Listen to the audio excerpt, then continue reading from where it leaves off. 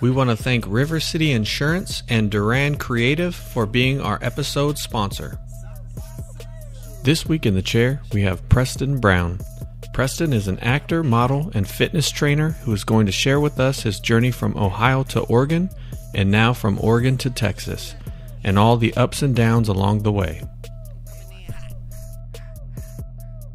Hi, I'd like to start this off by saying thank you, Travis Jones, and thank you, Lacey, for, reaching out to me and allowing me to speak my voice and to be able to tell a little bit about my story and, what even brought me to Portland and everything, and just being able to let me express and vent a little bit and really, hopefully say some words that inspire and touch some people. And, it's something I've never been able to do. And so just so thankful for giving me that platform just to speak a little bit.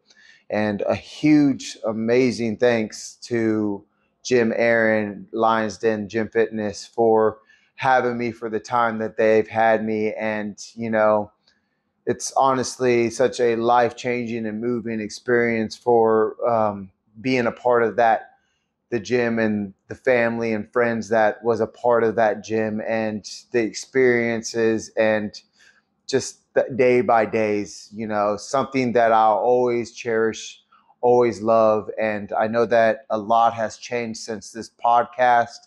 And, it was a lot of suddenness, and I don't even think that's a word, but I brought it up. But I know it was a lot all happening at once. And I just want to be able to say that, I'm thankful for everything that Portland gave to me. And yes, being here in Texas, working in the school system, a lot of changes in my own personal life, a lot of struggles and everything, but a lot of good stuff of rebuilding a relationship that I expressed a little bit on here, being closer to my family, being able to build things for myself and, grow and do my acting that I had set aside to be able to learn a little bit more and grow a little bit more into the fitness world. So just being able to do the things that I knew had to be necessary for myself. So a lot of changes has happened, but gosh, man, I love and appreciate every single person in Portland and what Portland gave to me. And, I just wanted to be able to reach out. I know it's a long time since this podcast had happened, but just wanted to, again, just express and update y'all on what's happening now. So just a little bit. So a lot of good things, a lot of struggles. I'll miss so many people, but so thankful for where I am now and the family that I have and what I'm trying to do for myself. So thank y'all so much. Thank you for everybody's support. And, I'm trying to grow just like everybody else. So thank y'all so much.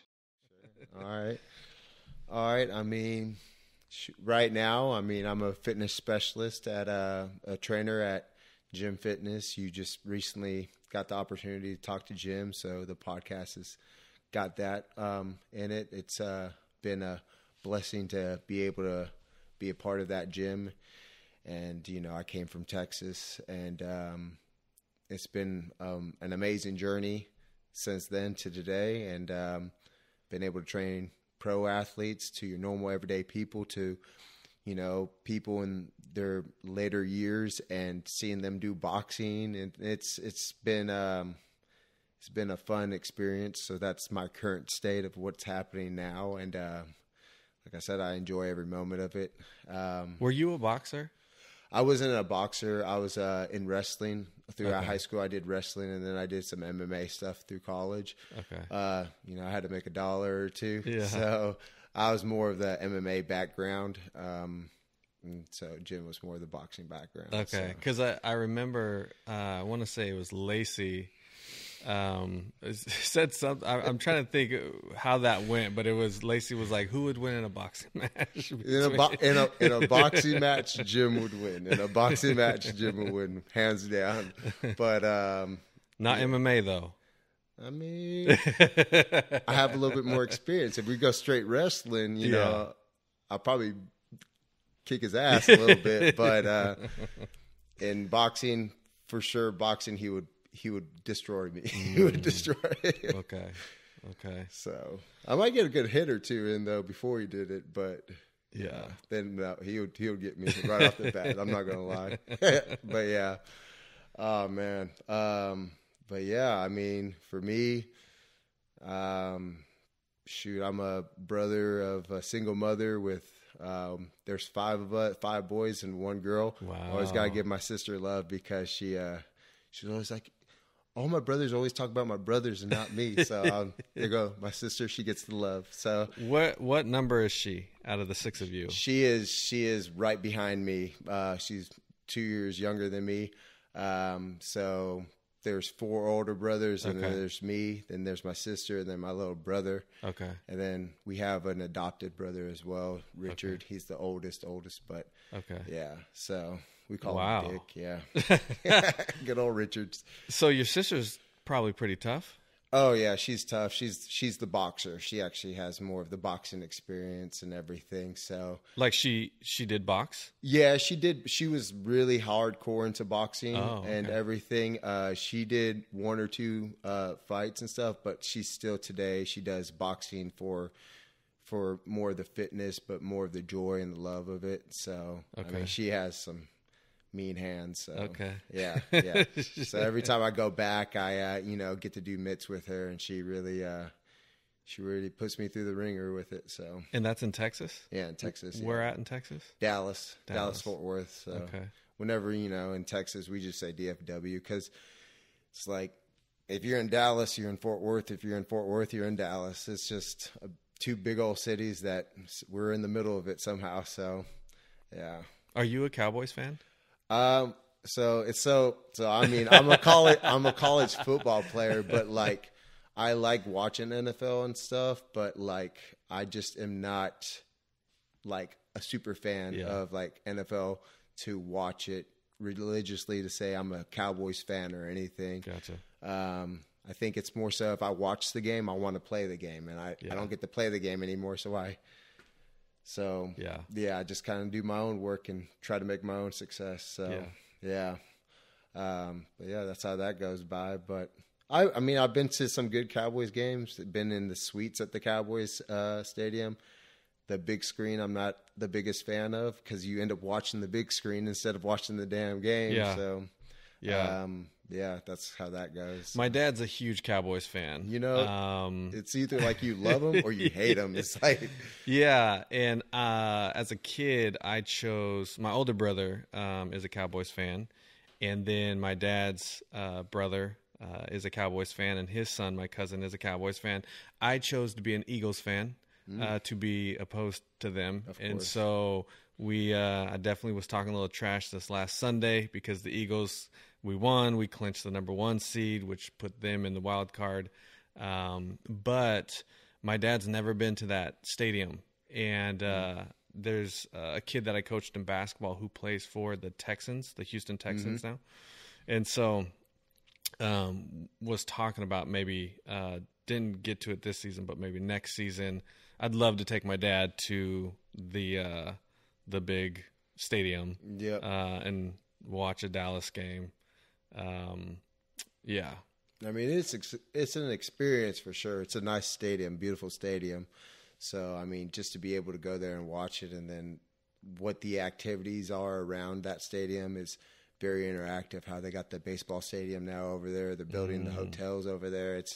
It's a very, I mean, Texas is always developing, so it's just a very progressive, like successful area. So yeah. So 2 years.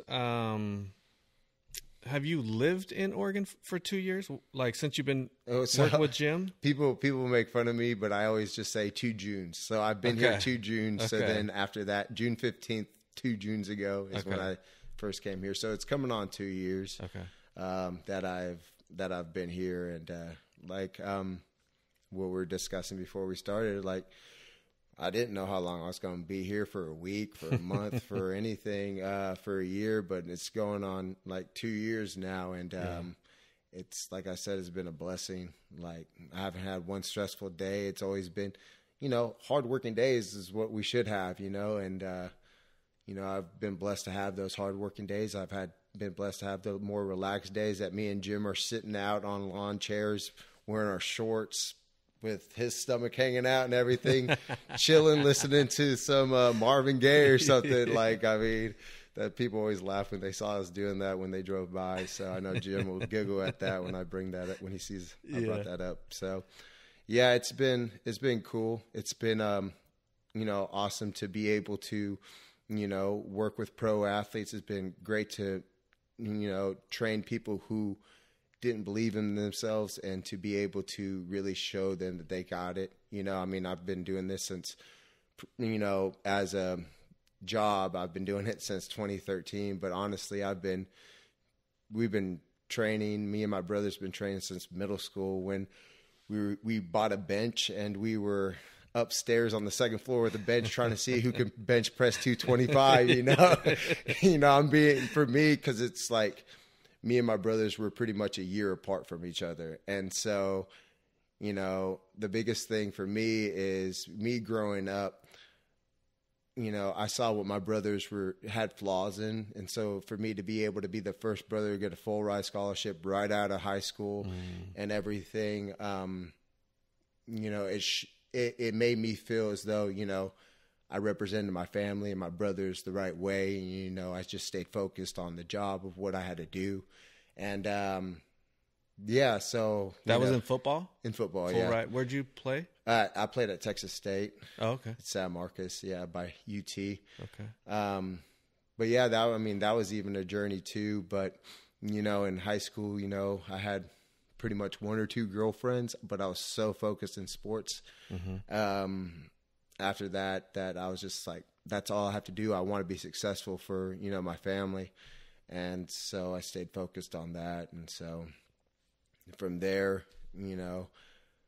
that kind of like showed itself when I got to play on the first Team USA football team tournament in the U.S., where we played against the world in Ohio. Now we're bringing up the story of how I got to Ohio, right? Okay. So I ended up playing in Ohio with Team USA, where they picked 45 athletes out of the whole U.S. to represent the U.S. in a tournament in 2009, in the Olympic year of 2009. Okay. I don't think I knew. Yeah. I got the jersey at the gym and everything. Okay. Good old Team USA. It was pretty dope. So I'm like, me and Dane, we both play for, Team USA. Yeah. But, I got to play in that, and it was the coolest thing ever because all those guys, all 45 guys, were either they had, so much recognitions of like national rankings and everything, and I'm just a guy that got like all district. And so, but it was so interesting because most of the meetings we had there, and when the coaches were talking about like the athletes, why they picked the certain athletes, they always ended up bringing up me because they were like, Prestin Brown was that, I don't know if you can cuss on here, but yeah, you can. Okay. He was like, Prestin Brown was that motherfucker who he would be a defensive end. He would be hitting the quarterback, but the quarterback just got the ball off 30 yards down the field, and he's making a solo tackle 30 yards down the field because he's sprinting his ass off. Yeah. And he was like, he didn't just do that once. He did that the entire game. And so they were like, you can't not recognize a player like that. So they were like, we picked him up because of how hard he works. And, me being able to actually end up starting and everything over some All-American players. It was, an amazing feeling, this guy that was all district. And, when I got the guarantee that I was going to play on the team, my workout and my training level went up like big time. So I was like, all right, I got to show out. Yeah. And what position? Defensive end. Okay. Yeah. Maybe you said that. Okay. Yeah. D-end. Okay. Yeah. So did that. And then, pretty much from there, I ended up in college ball. And like I said, I got full ride scholarship right off the bat, but kind of sucks. It doesn't suck. It's actually an amazing thing, but I didn't know at the time you could decommit. And I had this other offer from TCU, and my coach didn't tell me until after the fact. So, but I did like some camps and stuff with Coach Patterson and stuff, and he really liked me as a tight end, and I really liked playing tight end. But when you hear full ride scholarship, you know, for a guy in my situation, being the first brother, like I got overly excited. And, you know, I mean, I love this school. I love Texas State. I love my brothers that I played with and everything. So, you know, it's what put me here in this situation now. So, but, you know, just to always think, you know, you could have played for TCU. Yeah. But, you know, the whole decommitting thing, that's a lot more common, it seems like, these days. Oh. It seems like back in the day, like, that wasn't really, I don't know. Like, now it's like you do whatever you want to do whenever you want to do it. Which is, you know, I mean, I'm that guy that's pretty loyal. It's not pretty. I'm 100% loyal to what I do and everything. And, you know, sometimes that's a curse or a blessing. Mm-hmm. But, like, for me, you know, at that time, if you transfer to a different school, you had to sit out a year, and then you could play the next year. But two of my brothers were playing at North Texas, and I was like, man. So what happened was I got injured. My redshirt freshman year, I played, and I was like the guy that people were like, ooh, this guy's going to be the guy that we need for our school. Like, and then we got a coaching change because we were going to D1 single A. And so we ended up with a bigger coaching change. At the same time, I ended up hurting my back, so I couldn't perform for them. And so it pretty much just dropped me to the bottom. And then, you know, when you get that coaching change, they want their recruits and everything. So, you know, you kind of like lose it. And, you know, honestly, that college, like I said, I was thinking about transferring to North Texas, and I was talking to my head coach at the time about it, and he was like, Preston, I'm not going to lie. I mean, most athletes, I would tell them to, you know, to do what they think is good and everything, but you're a valuable asset. I know you're not playing right now or anything, but you are a very important part to this team. And if I didn't think you were, I would have told you to transfer. I would have helped you out. And so, you know, when I had that conversation with him, it made me think a little differently. Of course, I wanted to end up playing and everything, but, you know, you go into this situation of what are you contributing to the team, right? And so this is, I think, the building block of what created me more mature, you know? So every day I would want to play, and, you know, I would want to get up to that first string player to actually play on the field and stuff. And I think it's also some of the coaches, you know, they're trying to do their thing. And, you know, a lot of the players, you know, they wanted me to play too, because they were like, Preston is pretty damn good at football. But at the same time, even though it sucked that I wasn't playing, I never not gave 110%, you know. I always pushed it. If I had to be scout team, I made sure that the scout team was going to be hardcore. We're going to play hard. We're going to give them the good looks. Working out, I made sure we stayed hyped. You know, when we did stuff outside and we're dead heat in Texas that our cleats are freaking melting on the turf, like, you know, telling people, the coach said we messed up, we have to restart. We're doing, like, I always like check people on that.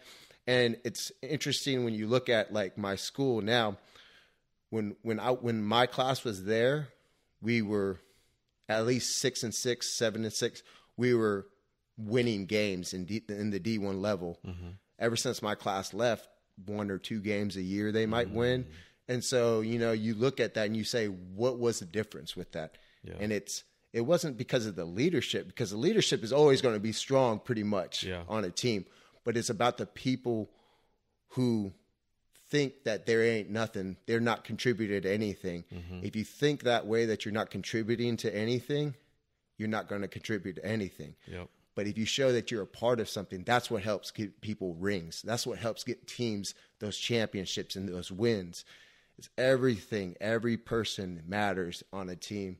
And to be able to set aside your own pride and just work, then you're going to put yourself on that level. You know, you're going to put your team on that level. And it's a way of understanding that selflessness, because, you know, we as humans, we're selfish people, you know. We want to do the best for ourselves and everything. And that's not a bad thing, but to learn how to be selfless, you know, that's a big thing too, to be able to like learn and grow with as well. So that's so true in sport. Like, because so often the best or the few best get all the attention. But us being on teams, like it would be cool if like some of that other stuff was highlighted. Like, hey, it takes a lot more. You can't win a championship with one person, with two people, with three. Like, there's all these other people that are not getting any shine, and they're grinding every day, and they're giving them good looks, and how important that is. And, like, you're talking about, like, you were building character, integrity back then. Yeah. That now is translating Yeah. with what you do now. Yeah, because, like, during that time, like, I remember I would be literally in our meeting room putting every play on the board because I knew every single play and how to do it. I was watching game film. I was doing everything before the coaches even walked through the door. And they would walk, my coach at that time would walk through the door, walk past that, not even give me any recognition, and just keep walking like he never saw me. And, you know, yeah, I saw that, but it didn't hit me. It didn't hit me like emotionally. It just made me more hungry to keep going and keep fighting because I'm like, I'm not going to let this person like put me down. I'm going to keep working. And then like the last game they let me play, all of a sudden I'm getting solo tackles and everything. So it was kind of like, I mean, did I leave everything on the field? I never got the chance to, you know what I mean? Yeah. But yeah, because then I could like, people are like, well, you know, you can technically say you medical red shirt, so technically you might have. And I'm like, nah, I can't do that again. I can't go through that again. But, you know, kind of like what you were just saying, like for those other athletes to get that recognition, for me on my aspect of things, I'm a guy that's not really getting to play, yet I was the guy that got the biggest award for my school 3 years in a row. On the Jim Wacker Award. I got that 3 years in a row because of what I was doing for the team. I was the guy that got to do the end, you know, my graduating speech for the athletes because I was the guy that did more than just for himself. And, you know, because I didn't get to play, there's still a lot of recognition to be seen with that, you know, where like seeing, I mean, shoot, I think the hardest kids were the walk-ons, you know, having to work a full-time job and still try to practice and stuff. Like that was a rough thing to see. So like, even in my situation, I'm like, I have a full scholarship. These kids are walk-ons.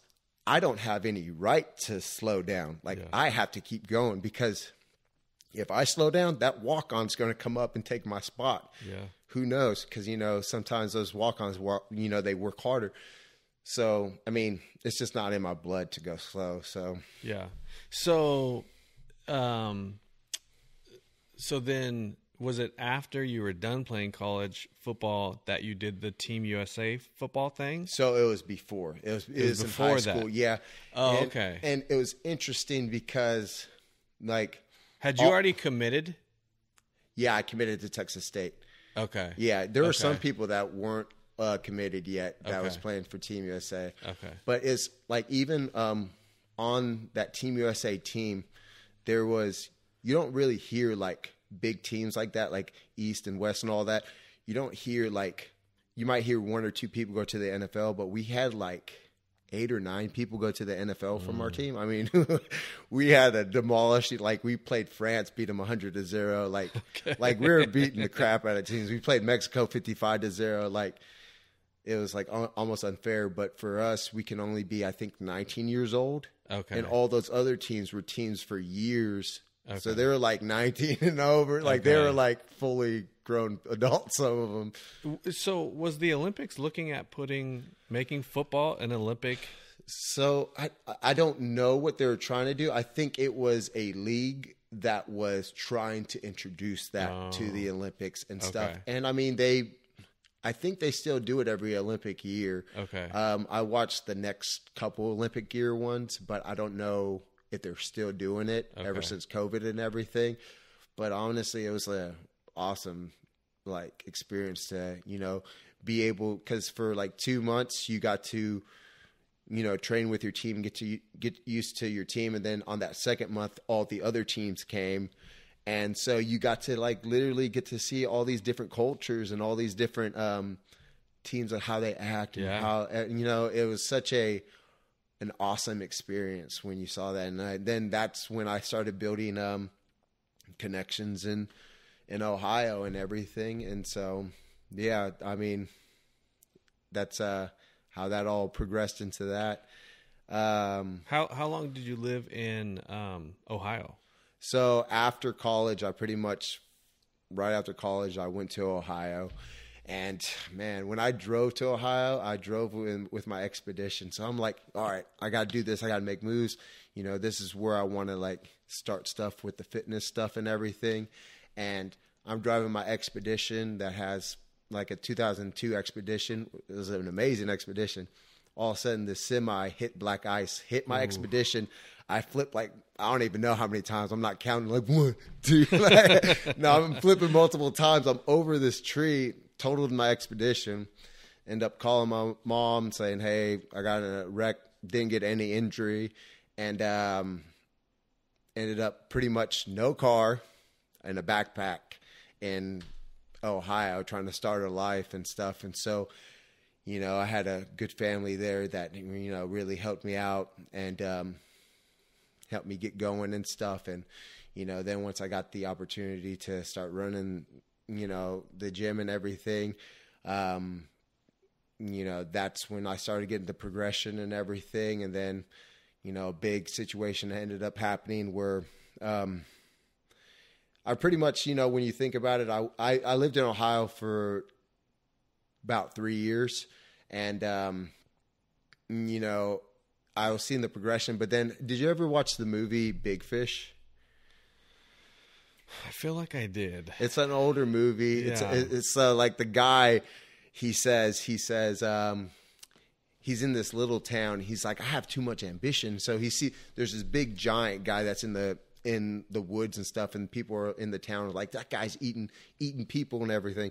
And so the guy, he has all these big ambitions. He's not scared of anything because he saw how he dies in the future. So he's not scared of anything. And he walks up to this big old guy and everything. And this guy's in a cave, and he's like, you know what? I have too much big ambition to be in this little old town, and you're just a big man. So why don't we just go and figure out what we're going to do in life? And so like, that's what I felt like was happening to me in Ohio was, people were starting to call me Mr. Hollywood of Ohio because I'm doing all these advertisements and stuff for the gym. And it's just like, that ended up, being a great thing. But then a big life situation has happened to me where my nephew, like I love my nieces and nephews. Like I'm an uncle, haven't got the chance to become a father and everything. But I cherish my nieces and nephews, and my brother's nephew passed away at 8 weeks old. And it hit me because it was my first nephew that I didn't get to meet in person. And so it hit me really hard that, I missed that opportunity. And then we went to the funeral, hit harder and everything. And so it made me realize that, from high school, I worked so hard to try to get into college. And then I worked so hard, to figure out what I want to do in my life after college that I didn't really get back into my family experience. Cause like I said, my mom is a single mom with all of us. And, the biggest reason why, like, I do my grind and everything is all because of her. And to see like something like that happen, like, I had to go back and like, I just had to refine myself and understand like the importance of family and everything. Cause at that time it was something that I was missing. And then through that time, once I understood that, then it kind of branched me off to know that I can do other things and I can explore, come here and everything. But yeah, I mean, like now we're shooting back in history, but, yeah, like, my mom, she's a single mother of all of us kids, and we're all blood related except for my oldest brother, Richard Dick. But but she did the coolest thing that I always like to say is like, this woman did not graduate from high school. She has no degree and she builds buildings now. I mean, just to think of as like somebody who like is the least fortunate of, you know, having all these kids and everything, that she was able to build headquarters for her business, and she builds different buildings and she does these interior design work and everything. Like, goes to show that, you know, you don't have to have these certifications and degrees to be able to build something. If you have, you know, if you want it, then you can get it. My mom's boss, he was just like literally like, he was like, can you build a building? Gave her a blueprint, a blank blueprint. And she had to figure out how to build a headquarters building. Like, it just doesn't happen to people. And so she was like, I'm going to do it. So she's just like me. Like, I feel like if I get a job, if somebody wants me to do something, we're very quick learners and we will make sure that it's perfected. We will not go to sleep until we know it's perfected. And, that's like situation for me is I was, you know, there's a point in my life in my 20s, you know, that I, you know, looked at it and I had all these different avenues and all these different routes that I could do with a job and everything. And that's overwhelming. And, you know, I know a lot of kids these days, they, you know, they have all these jobs and all these avenues that they want to do. And that is just so overbearing for people that, you know, then they just get lost and then they get depressed and then they don't want to do anything. And then it's just like the worst thing ever. Then they just want to stick to their 9 to 5 because that's the thing that's keeping them safe, you know, and then you lose that dream that you had, you know, and, you know, for me, like I saw myself in that situation and it was a stressful time. At the same, I was so thankful to have all these different routes, but I started realizing early on that if I just keep going at this route, I'm going to lose myself. So I started limiting it down to 3 main things that I wanted to focus on, which was acting, which was building, and which was fitness. So with the building and the fitness, the whole idea of building a gym became more apparent that that's something that I really know I can do and be good at. And really have a passion for. The acting, I had to do modeling, but I like the acting part of things. That's something I'm passionate about, and I love being able to break through a character. And so it took me a time to really understand, like, which I feel like a lot of people need to do is like stop thinking about all these different things and start limiting it to stuff that you can control, you know, and what are you passionate about?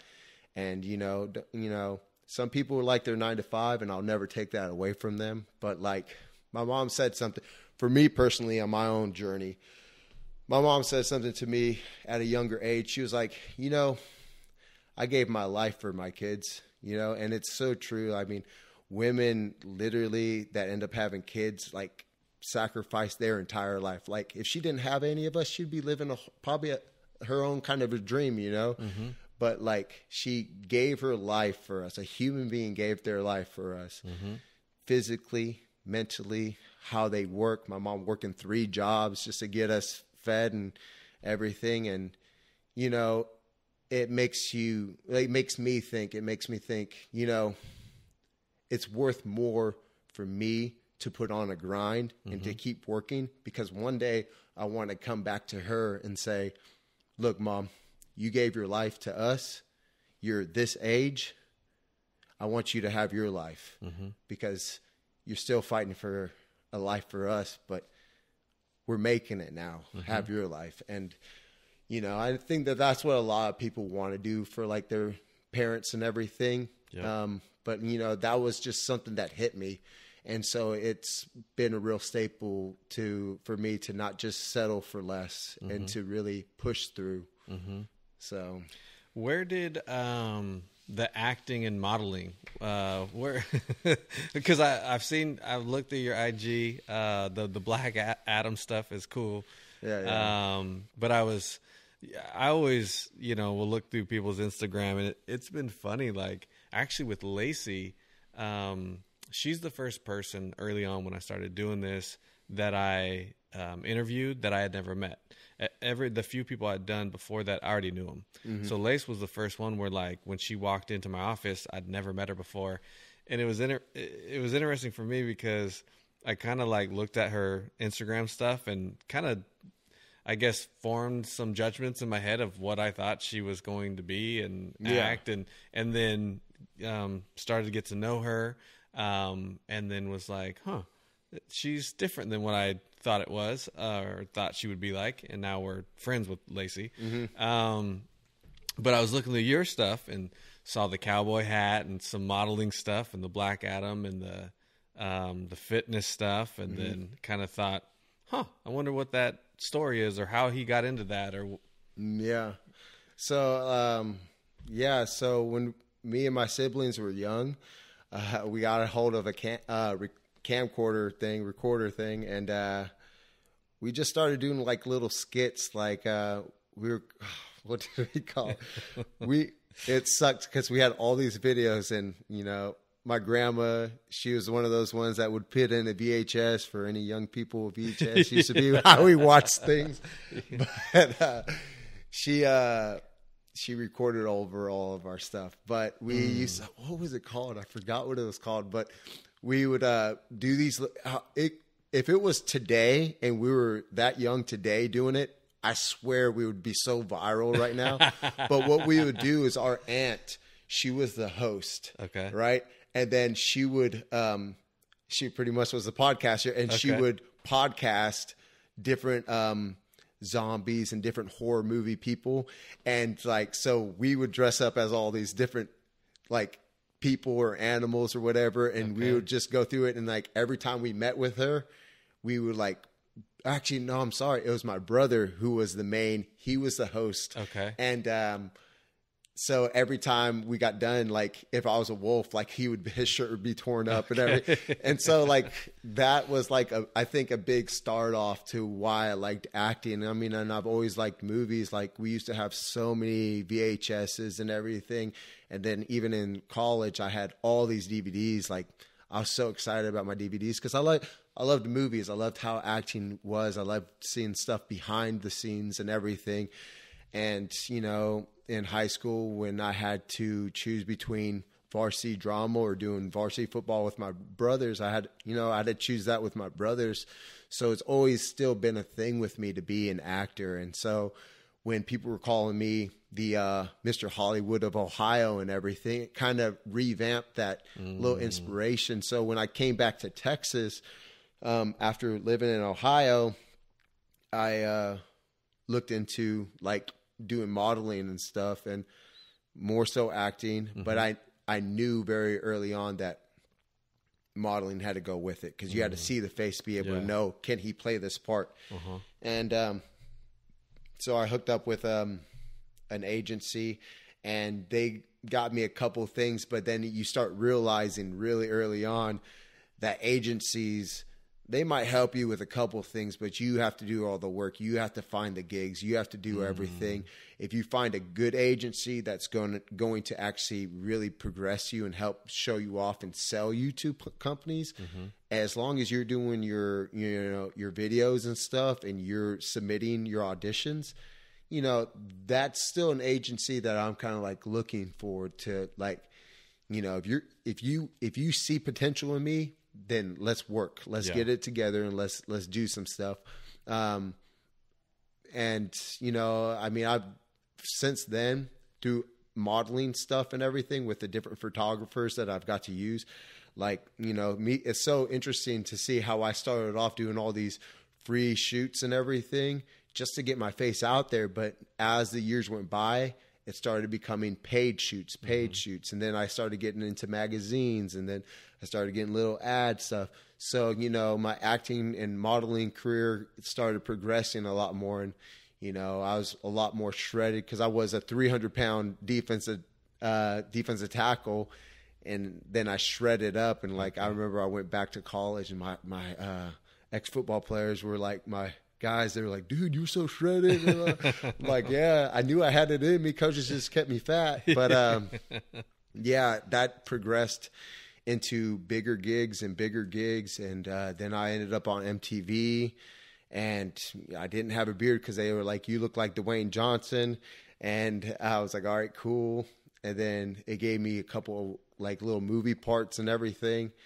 And then I had a star role to end up, it's called the movie that was going to be called Every Second. Had the star role, it was in the bag. I had signed the contract, and then all of a sudden, COVID happened, and they had to shut down the whole production. Sorry. So I lost that opportunity. I was like, that was going to be it. But I mean, there's more to come. I mean, but I think though after that, it made me realize that I needed to also focus on the other two things, the building and the gym. Mm-hmm. And so it's actually funny because on the MTV gig, it was some dating show and everything. I was going to ask, what was it? What was it? It was called Game of Clones. Okay. And so I'm all like talking to the lady and everything, it's reality TV. Yeah. But she's like, oh, what do you like doing and everything? I was like, I like gym traveling. I like going to different gyms, and I like seeing that's what I'm passionate about, like seeing the gyms. And like, I was trying to lead that on to like what I'm trying to do in the future. And then they cut that off. And then they were like, she was like, going to different gyms. No, he's cheating and all that. And I was like, what the well, why would you even go that route? But, that's dramatic reality TV. But, yeah, I mean, that's kind of, I was like, that's why I like gym traveling. Like, even here, I'm in like the best gym in Oregon, but I still go train at, Gold's Gym. I still go to O'Malley's gym. I still try to check out LaPrenzi's gym. I like still Julian Smith's gym. Like, I like traveling and seeing all these different gyms and seeing the environments and meeting big trainers, and because it's always ongoing learning that, that I enjoy. And that's the same thing with Jim, ongoing learning. I mean, he's freaking right now listening to Tony, what's his name? Tony Richards? Tony, what's his name? Evans? No, in Tony Miami. Robbins, yeah. Tony Robbins right now, you know? Okay. So, I mean, we're both two people that just like learning more and more that we can, becoming wiser and wiser. So funny because people are like, Preston, you're like so old, but yeah, you're still in your 30s. So you're good, but you're so old, like how you go about things. I'm like, yeah, I know. Dad jokes, and that's me,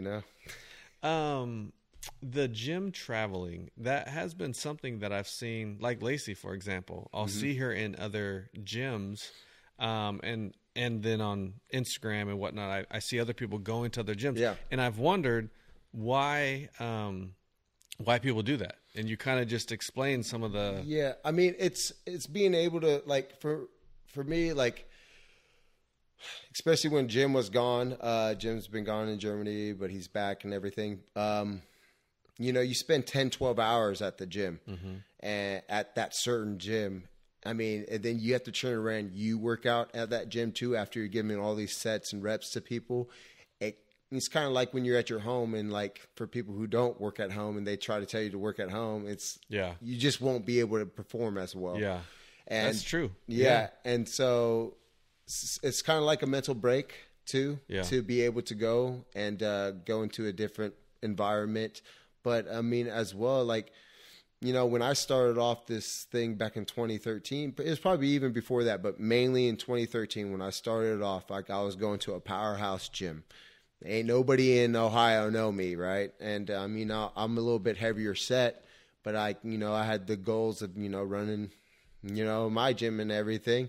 And so I had to go about it in a certain way. How am I going to get recognized and known? And I was like, well, I'm going to do it the one way I know how to, working hard at the gym. Now, not just working myself out hard. Yeah, people will notice that, but like doing the extra stuff of putting away equipment, of changing dumbbells so they're in organized manner.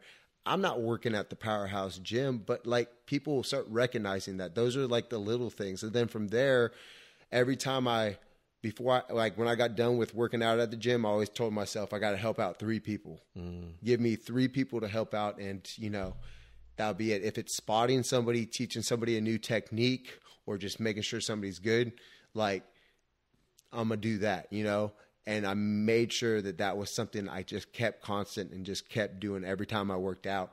And, you know, people started recognizing, oh man, Prestin, man, he's a good dude. Like, look at Prestin, like he's putting away the equipment. Oh man, look at Prestin. He's helping him spot, like, and then look at him. He's working his ass off. Like, they're like, Preston's always doing something. He's always working and everything. And, you know, it built that in Ohio. And then when I went to, and then, so the amount of people and how we were capping off the classes that I was, you know, putting up for and everything at the gym next door to the Powerhouse gym is, you know, they were capping out because they loved my presence, because I brought the energy. I always put the hard work. I made it creative workouts because that's what I'm known for doing as well.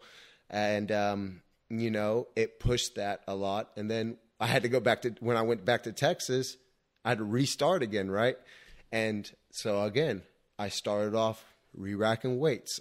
Nobody knew me there. I was like, at the beginning, I was going to this, gym. Oh, wow. I forgot what it's called. I was going to, wow, what is it called? They changed it to Precision Fitness, but I forgot what it was called before that. Mm-hmm. Dang, that it'll come to you. Yeah, it'll come to me. But like, I was working at that gym and everything. Ain't nobody know me there.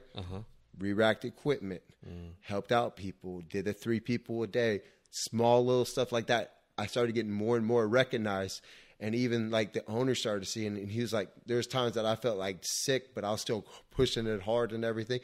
And then all of a sudden this big event happened. And I don't know if you know Tony Samana, but he's a Miami guy, and he's like this tactical, like hardcore lifting kind of guy. His kind of workout methods, you have to get a certification to even train his kind of way and everything, military kind of background and everything. He ended up coming there and doing this big contest there. And, you know, the person that showed out won some money and everything. And so I at first didn't want to do it. I was just helping out people at the event and stuff. I'm not working at the gym, but I'm just helping out and everything. And then the people were like, Prestin, do it. You're like the hardest worker in the gym. And I'm like, nah, I'm all right. They're like, no, do it.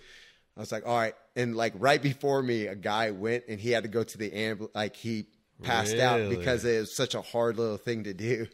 And I was like, all right, cool. So I get my shoes that I randomly had in my truck and then took off my shirt. And then they threw a sticker on my chest, and they were like, let's do it for the gym.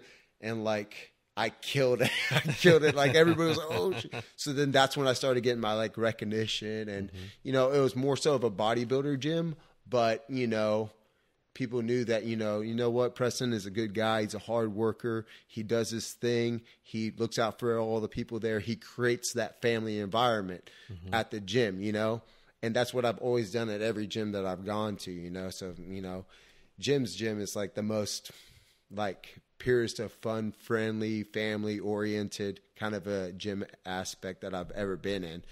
I mean, there's a reason why I came from Texas all the way here, you know? Right.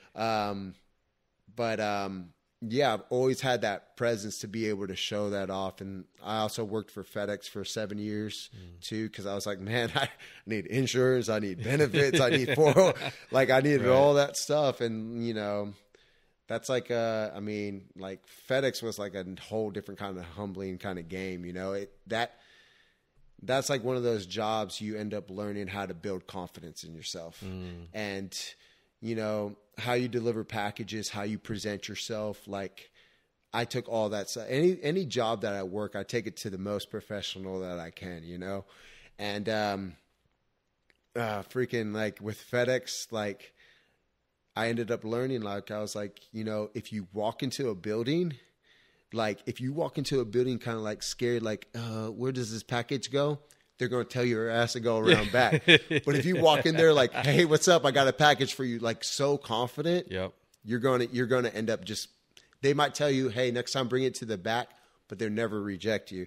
Cause like, that's when I started, this is like what I end up using is, my little phrase is, I'd rather go through rejection than regret, you know, because I'd rather get rejected and know that I tried than regret not trying. You know what I mean? Yep. And so, you know, I kind of learned that with FedEx, and it helped me with acting. It helped me with my own personal life and building something.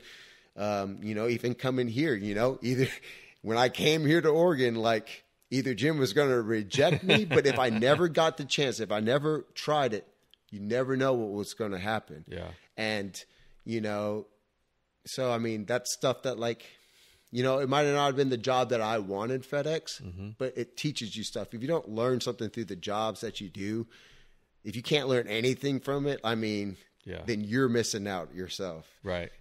So. Yeah, I mean, that's quite a takeaway in terms of the FedEx thing, like walking into a building. Yeah. Like simple. People, I wouldn't even think about something like that, but I haven't done that.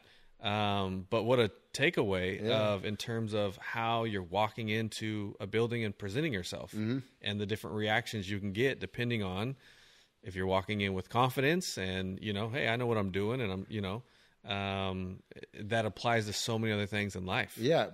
Imagine like anything, an interview, imagine if you have to go to a party and stuff, a lot of people, they're like, man, Prestin, it seems like you just know what's going on. You're like, or you got her most of the time because I'm bald with a beard. They're like, are you security?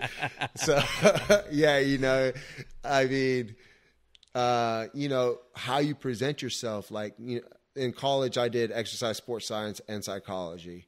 And, I learned a lot from psychology and everything. And I adapt that to what I kind of do myself. That whole presence of like how you walk up to somebody, how you should turn your shoulder if you don't really know them, or if, they feel more hesitant to you because, I'm a bigger guy. So how you walk up, all that shows little tweaks of stuff that will help boost confidence in the person and you in the person. So, then when I actually got to do that and with field work and going back to the whole gym thing, another thing is, when you go to a gym, a different gym and you learn stuff from people and you can travel and see the different gyms, it boosts your own personal confidence and your knowledge as well, right?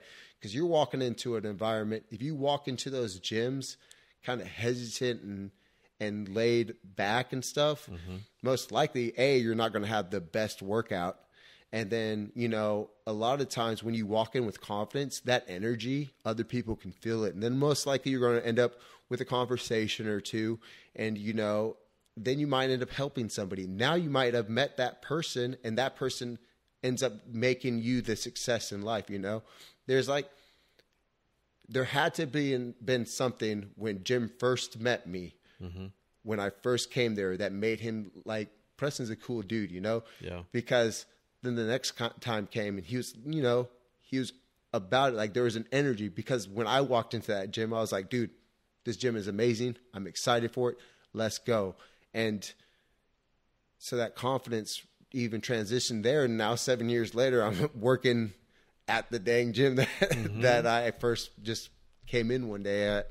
Yeah. So, I mean, it's a big thing to be able to have that confidence. Yeah. So, yeah.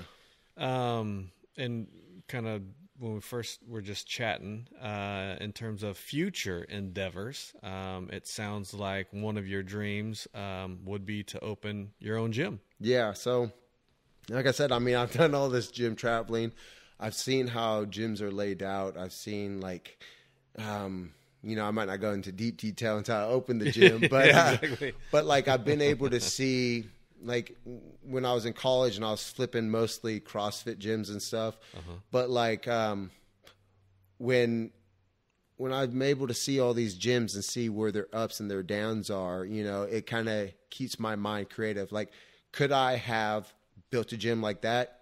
Yeah, I could have done that, but I wanted to really investigate like what's going on. And then all of a sudden this John Reed gym, I don't know if you've ever heard of this John Reed gym, but it's I think they have 2 gyms in Texas, and then they have a third gym. They might have more than that now. Who knows?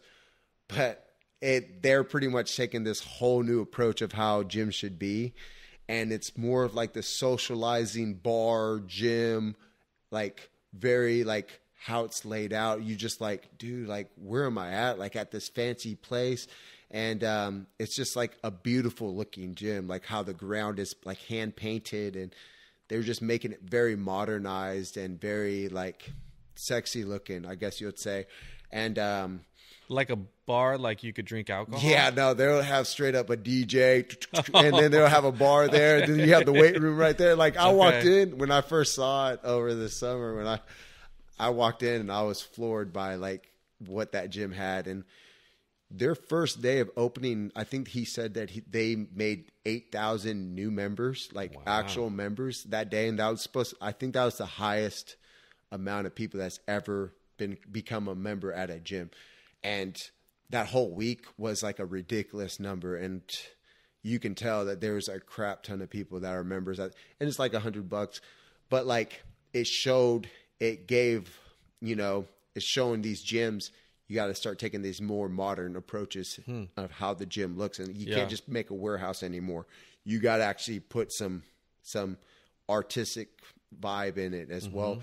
And so last time I went back, I saw some new pop-up gyms with more of that artistic, when you walk in, how you feel, because, it is true. How you walk into a gym, how it's presented and laid out, it's going to be an important start to your gym, how the people are. That's one thing that, Jim and myself say, is how the people are when you walk into the gym, how they greet you is the most important part for running a business. Yeah. Because that's what's going to set their tone of, is this the gym for me? Is this the place for me? Or it's going to be the thing that's like, it's all right place to do a day pass. Right. And so, having that welcoming presence and everything. So that first impression. It really is. Yeah. Not even first impression every single time. Right. Like you can give me a good first impression, but if I see you a month later and you're like, what's up? Yeah. Like that, you've lost it, Like I want to feel the positive vibe, and I know it might be you acting, but like I said, it's you being a professional. If you're working behind a counter or you're working into a gym, you have to be a professional. But yeah, my gym, I have planned out and everything. I've kind of like incorporated this whole new modern look to it. I've, incorporated what I've seen at other gyms and how gym equipment's laid out and what I want specifically for it to be a good area for athletes, but a good area for bodybuilders too. Being more open public, but still having the space to do private stuff as well. Especially, if you end up with bigger clients or stuff that want that kind of separation from people, especially since COVID happened, Right. So pretty much have been doing the whole layout with that. And I mean, like I said, my goal's been this for about 5 years of reopening a big gym. And, so that's the goal. And, now it's to the time that I'm progressing into that, so I knew I had to put legwork and labor and everything into it. And I do feel as though I'm at that point that I need to start being able to show that this is what my dream is, so you got to give. And I've always been a giver, but now it's time for me to start taking a little bit and start really creating my future, Yeah. So, yeah, I mean, that's exciting. It's exciting, and, doing the different stuff coming here and everything, like another thing that's hard for people is choice, Choice is a hard monster of a game to do. 'Cause, when you make that choice, it's either going to be right as rain, or it can be wrong, or it can be right in between. Yeah. But at the end of the day, once you've made that choice, you have to pay with anything, any of the consequences and everything. And, me coming here to this gym, like I said, I could have, like, there was a time I had, I could have got this 6-figure job for this gym, and they were working off of my schedule of how I wanted it when I was in Texas and everything. And I just looked at it. I was like, that's not going to be the thing that's going to set me off to get my dream. And it was a hard pass to do and everything. And, other gyms, they were like, Prestin can easily be a trainer here and everything. And it's true. I could have been a trainer at a lot of different gyms in Texas and everything. And, when I was before 2 Junes ago, when I was in Texas, I was with somebody that I was passionately in love with, and so I was like, I knew it was going to be a hard choice. It was going to be a hard choice to let her and her daughter, not let them go, because we were still together when I came here. And everything, I knew that for me, what happened is I ended up realizing that I made the choice to come here. And by doing that, I also wanted to make sure to know that my goals were to have us grow. And for me, if I stayed there and just worked these other jobs, that myself of what I wanted to do as a career would have mentally not been good for me. And I would have rejected that, I would have regretted not taking that opportunity because, like I said, since I've been here, I've been able to train a lot of good people and everything. You're everyday people, but I've also got, great connections with different equipment companies. And I've been able to, work with pro athletes a little bit quicker than, other gyms probably would have, and learn more from Jim as well as Jim learned more from me. So I knew coming here and making that choice would have been a very important thing for me to do. And, even though I was still in a relationship, as she told me, I lost her when I came here. And, so even though I was doing everything I could to still create that, I still made that choice. Right. And even though I would go back every month or try to bring her up here with her kid, and, I love him to death, like unconditional kind of love. And, when that day that she, broke up with me, it was a hard thing to take in, and it's a choice that you have to do because, going back to the whole selfish, selfless kind of thing, I knew that even though me coming here was building for the future of what I would want with her, me and her child, I was thinking too far in the future, not thinking about the present. That's not saying I regret coming here. Everything about coming here has been the staple of what I know I'm trying to build for the future. But, when you lose somebody that you love, right.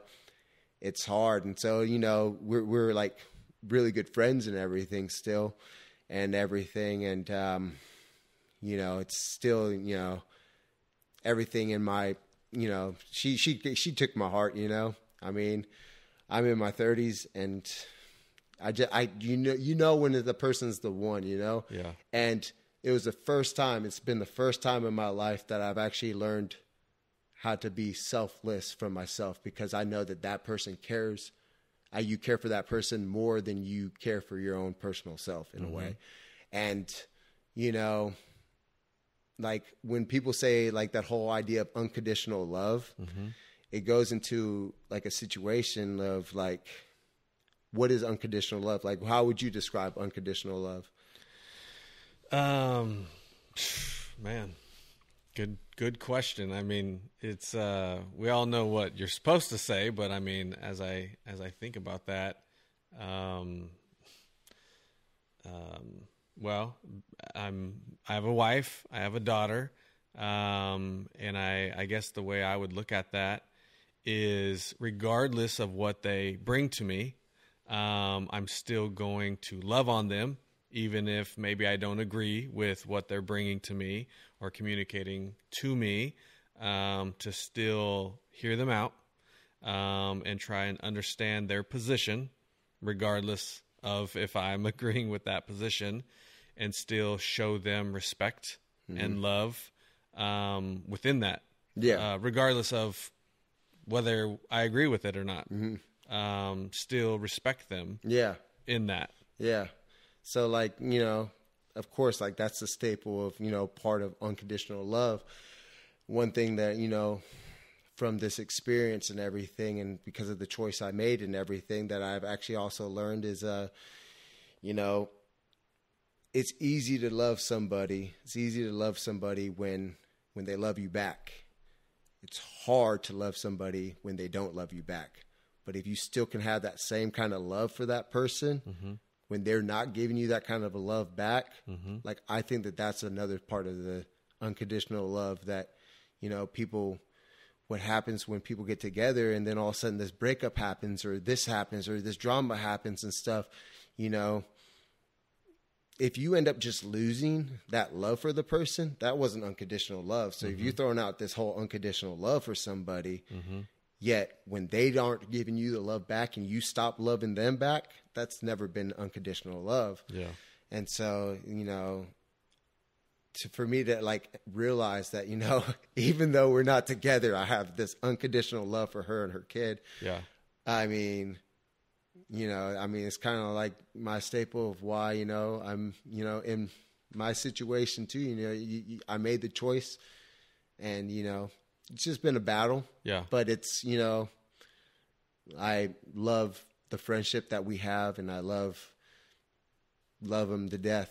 And, you know, it's hard to make choices like that. It's hard to make choices of you see yourself in such a good situation. And even though you think it's the right one, and you know, I could have like talked to her more about it, but I knew that this was just something very important to me. And I could have done things a little differently, but you know, it just goes back to like saying like, you know, we make choices, but you know, you got to just end up owning those choices and you got to just know that what you're doing is important too. You know, the choice of me coming here is building my path to what I'm trying to do. Yeah. So friends or family, you know, people are going to put you down and stuff. And, you know, that's when you got to just keep focused on what you're doing. You know, just like what I said about my coach, he would pass me in the hallway knowing I'm doing all that work. But I don't let those other people get to me because I know what I'm trying to do is worth my while. Yeah. It's worth me risking and taking those chances. Yeah. And I'm trying to build something. And, you know, the support, when it comes, I appreciate it. But, you know, I don't need as much support. But when it comes, I take it in as much as I can. And it's, you know, it goes into this idea of people are scared to ask for help, you know, because they, you know, they think if they ask for help that they've lost. You're actually, it's like you're fighting for everything you want that you need to ask somebody for help because you don't know everything. Yeah. You need help. And people are scared to ask for help. So then, you know, people with a depressed mind and stuff and feel like they can't handle themselves and everything. And if they can't handle themselves, and all of a sudden it gets more and more depression and stuff. And then they start hating on themselves some more. They don't ask people for help. Then you end up with these situations of, you know, suicide or something terrible. And, you know, for me, like, yeah, I mean, I'm that prideful guy that, you know, before we were talking, like I said, I've learned, and I'm still learning how to become more vulnerable and talking about my history. Cause I mean, if I told you about my childhood, cause not even my family knows about stuff that I had to go through in my childhood and stuff. But, being able to ask for help and not just keep the stuff bottled up, that's not going to hurt you. It's just going to make you grow. It's just that hard thing of making that choice to allow somebody into your personal life, because a lot of people get scared that if you let somebody know about what you're thinking and you're feeling, that it's going to hurt you. But then when you do it, you're like, I'm so glad I got that off of my back, you know? It's amazing how that works. I mean, there's been so many people on this podcast that have shared stuff that in the moment, well, even after the fact, I've had a few people, they're like, I don't know if I want to, you know, and then the episode comes out and they're like, wow, the response that I got, you know, has been so encouraging. And it's like, bro, we're all the same in, like, we have this weird thing where we're like, well, I don't want to like ask for help or just be vulnerable, because this weird fear of something, But then we do it. And all of a sudden, and it's like, and then other people go, oh, you did. Oh, I've struggled with that too. And then you find this new common ground and this new connection. And then you have a friendship, you know, and like, you know, that's important, you know, I mean, that's how we create. We're humans. We're supposed to talk.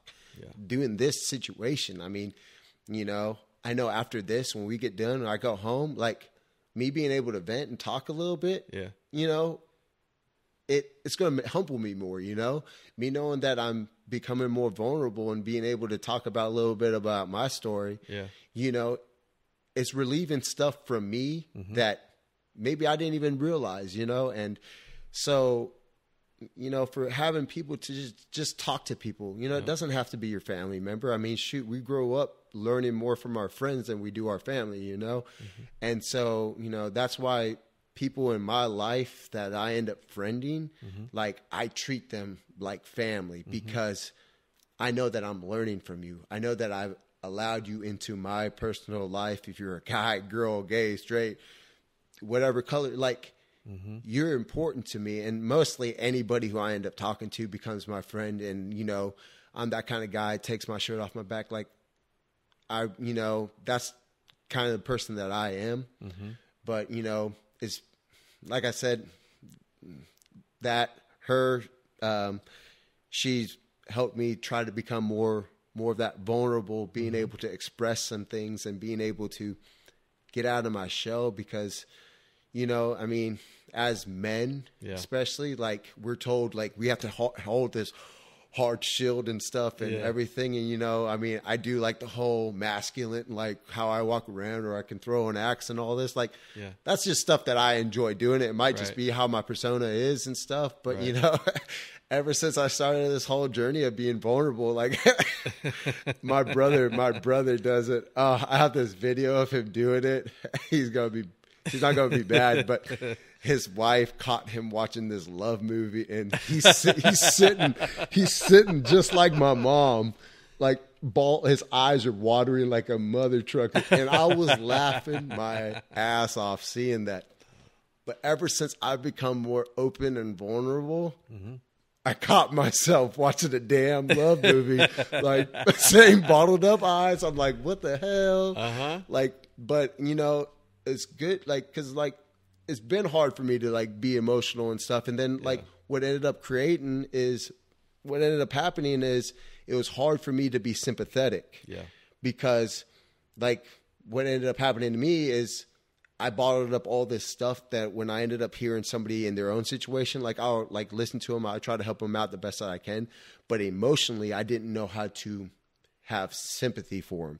Cause I was like, shoot, I mean, if you lived under a freaking playground for, you know, a week or so, like by yourself because you had nowhere else to go, like, nah, I had to do that. But, you know, how did I get money or do this?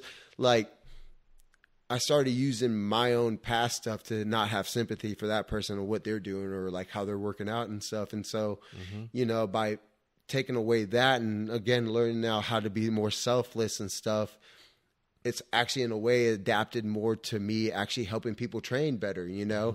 And I mean, just being able to talk to people, to be vulnerable, to open up, I mean, it gives you certain type of like talents that you might have not have even like realized you've had and stuff. So, well, you think about it like you as a trainer, you got all this knowledge, right? And you got all this know-how in the gym, and you think about like someone comes in and they don't have that.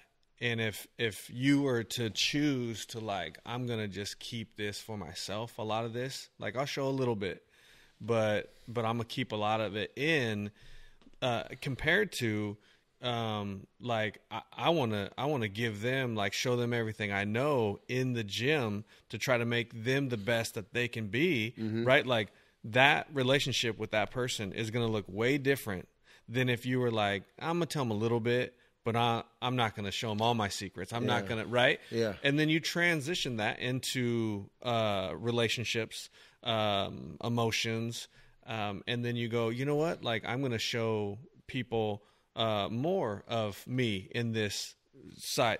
You never know where that might go. Rather than I'm going to just stay super closed off and not really let anyone in my circle. Yeah. Which, like, you know, for me, like, people look at it like, you know, I mean, I looked at it like, you know, if I don't express more of myself and I let the people vent about their stuff and let me listen to it and us work, you know, that's fine. They don't need to hear my side of the story. They just, you know, they need to have that presence that, like, I'm here for you and we're training and everything. And then when it goes to athletes, you know, I used to be like, look, this is the line. When you walk past this line, everything in everything that's stressing you in the outside, don't take that here. You know, this is your hour to do your job to yourself. And I still use that, but before they pass that line, like, I talk to them, you know, I say, what's going on? What's happening? Like, you know, when they're warming up and like, how you feeling? You know, anything like going on in your life, like, talk to me, you know? And, you know, it just gives them that second to vent, you know, and let it out so they're not thinking about it. And then from there, we go and we work. And by being able to share my experience and their experience, now we're creating a relationship. Again, what we just talked about is we have to be able to communicate with each other to be able to, you know, grow as two people. Like, you know, I tell people, you know, I'm glad to be people's trainer, especially everyday people. But my goal is I want to teach you how to work out or teach you little things. It depends on what your situation is. But so that you can go off and do it yourself, right? Because the whole teach a man how to fish, you know, that whole motto, that's what I always go with. Like, I feel like if a trainer acts like they're going to train you the rest of their life and they know everything and they're not teaching you everything, I feel like they should look at that a little differently and they should try to teach you everything. Like, my goal is to get you so confident in the gym that one day I'm working out and you come up to me and you're like, dude, I just And I'm like, hey, there you go. Like, that's what fulfills my like thing when it comes to your everyday people. Now, when it comes to an athlete, it's a little different because it becomes their career, you know? And so you have to treat that a little different. But like, to your day-to-day people, like, my goal is to do it. But if they love you so much and they want to keep training with you, like, you're not going to ever say no to that, you know? But I want the confidence in that person to say, you know what? I'm doing this and it's because of you, you know, like that kind of thing. Like I learned, like, out of anything that I've done, all my success and everything. I mean, my most successful thing that I've ever done was train this one client. And it was early on when I was running my gym in Ohio. I was at church. I was at this Lutheran church. I'm a godly person. I'm not religious, but I was attending this Lutheran church. And this nurse came up to me and she's bawling her ass off. And she's like, Prestin, I mean, I know you do so much good training for people here and everything. And, we have this patient who's been in this terrible accident and, she's like done with life. Like, she's lifeless. There's nothing that she wants in life right now. And then she was like, nobody wants to train with her. Nobody can work with her because she's just done. And I was like, damn, I hear this. I want to help this person out the best I can. I was like, let me meet with her. And so I drive to her mom's house and walk in. Never in my life have I seen. So she was double amputee, got into a bad accident. Wasn't her fault. They were backroading. You know what backroading is? So it's like country term. Backroading is when you have a group of friends. You guys might be drinking, but you going like 20 miles an hour on back roads in like some country town, drinking and everything. And then the guy wanted to be cool and like go faster, and he wrong turn, hit the tree hit right where she hit. She was the only one who got injured. So, you know, it wasn't her fault or anything like that happened. So her life just got ruined from there. And she wanted to be this chef and everything. And so, I mean, I walk into that freaking room and I've never in my life seen a live body be so soulless in my entire life. Like, it even gives me shivers right now thinking about it. But yeah, I was like, dang, like right when I saw that, I was like, I got to give this girl some life. Like, and so, you know, first talking to her, she's not really talkative or anything. She's just kind of down, like everything. Her whole presence is just done. First day I train her, you know, she's, you know, all right, you know, talk to her a little bit. As we go on, she gets more and more. And all of a sudden now she's starting to do all these movements and stuff that even people at the gym can't do. And we start adapting, and, you know, I go to the doctor and I try to see what's, you know, going on with everything in her stomach, because a lot of stuff in her stomach was missing and she had to take all these medicines. And so I had this big old book full of all this stuff that she's going through. And, you know, she was a high risk person for somebody to train because of situations, because, you know, unknown situations that could happen. So I knew I was taking a big risk to do it, but I was like, man, like, I would never want to be in that situation that I'm sitting in a wheelchair soulless and nobody's helping me. So like doing different things on how to do core work and everything, it fired up all my creativity and training, you know, and we would spend hours together, like, and I still had to do my normal job and everything. And that was the same time I started working at FedEx. So, I mean, I'm putting in like 14 hours of work a day and, you know, got her so active and stuff. And then she started moving around a little bit, trying to walk on her prosthetics a little bit. Her mom got to see it and broke down and everything. But to see the life come into her, like that right there was the moment that I knew was like my most success, is to give somebody back a life that they lost. And, you know, now, like I said, every time I can see somebody progress, like I'm always passionate. When somebody comes with me with their passion, I'm like, dude, whatever you're doing, I'm gonna help you. I got you. Like, there's a guy who had a yogurt stand and freaking, he didn't want to franchise it. He wanted to make it his own, and he did not know how to market it. And so I was like, man, you guys are so passionate. Your wife made the drawings for this place and everything. I was like, Give me your stuff, your brochures and stuff. I started going to random churches, throwing them out at the gym. I would be like, if you guys go work out after your workout, go to the yogurt place and get some yogurt, you know, 10% off. Like, I was marketing the hell, because, you know, it hits me when somebody's passionate about something. I'm going to try to make sure that you get even more passionate about stuff. So, you know, seeing that and seeing just people, you know, take risk and do stuff, you know, and be driven. Like, you know, that's why at the public gyms that I go to, you know, I'm always there to try to push somebody else. You know, I still do the 3 people rule. Like, I still try to help out a few people every time I leave the public gyms that I go to. And, you know, it's just kind of like the way that I created myself. Yeah. So I love that. Yeah. I love that. Yeah.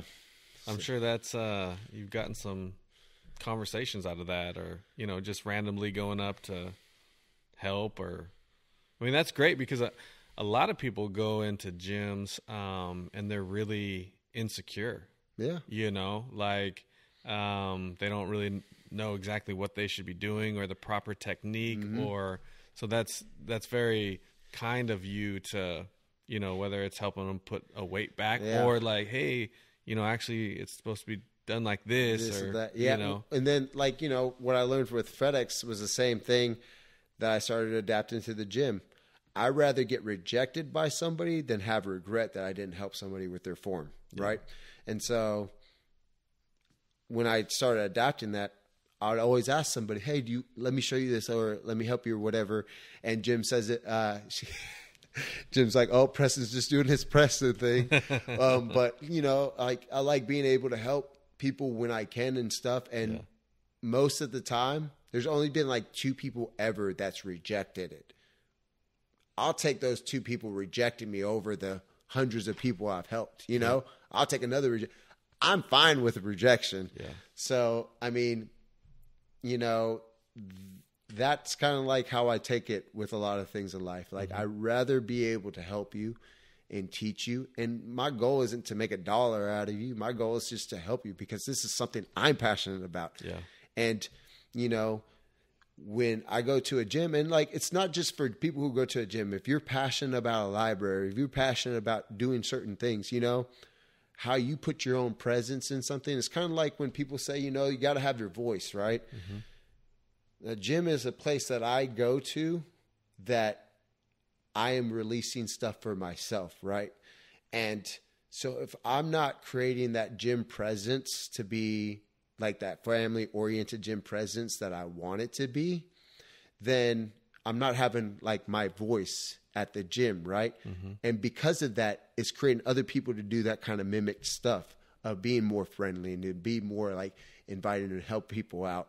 And that's my way of creating a voice. And so if people are passionate about, you know, Star Wars or something, you know, that, you know, when they're going to these events and stuff, don't be like, I mean, that reserved person. I mean, you know, some people are introverted, some people are extroverted or whatever.